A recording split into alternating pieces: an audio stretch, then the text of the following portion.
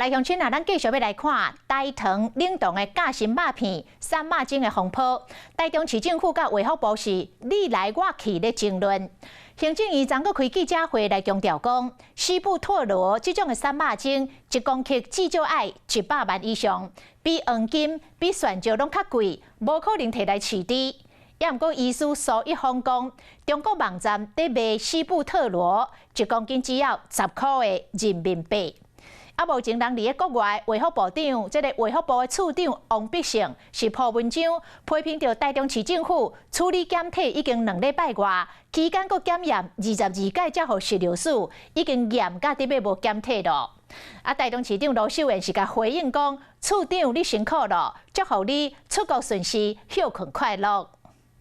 假如这个是1克的时候，大概是台币100万以上，所以这个是比黄金、比钻石还要贵。年前表示安慰区行政院开记者会一称，强调单一事件就是因为西部的罗收贵，不过医师无认同。那其实呢，这资讯是一个有毒的一个错误资讯啊！所有的化合物只要实验用的呢，全部都很贵，都是天价。所以一方嘛，伫咧编辑顶抛出，中国网站为西部的罗介绍1公斤敢若10块人民币。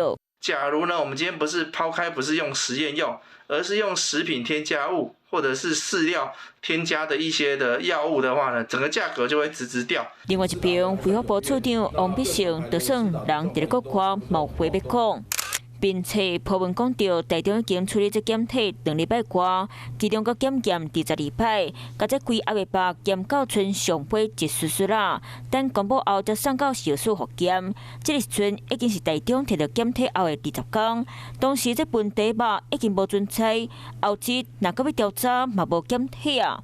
已经真相大白，水落石出嘛。那我想对我们基层的食安人员哈，那他已经还了他们的公道。次长辛苦了哈。那既然出国，那就希望好好的这个休假哈，祝度假愉快。针对台糖猪肉检验出300斤，农业部为2月3到6号已经检验473件样本，就算拢无检验出一型受体素，不过300斤的chứng期，赶快也有真侪基本，等你解说。Hello， 我是林明瑞。想要抢先掌握最及时的新闻资讯吗？赶快订阅、按赞、开启小铃铛，锁定我们华视新闻的 YouTube 频道。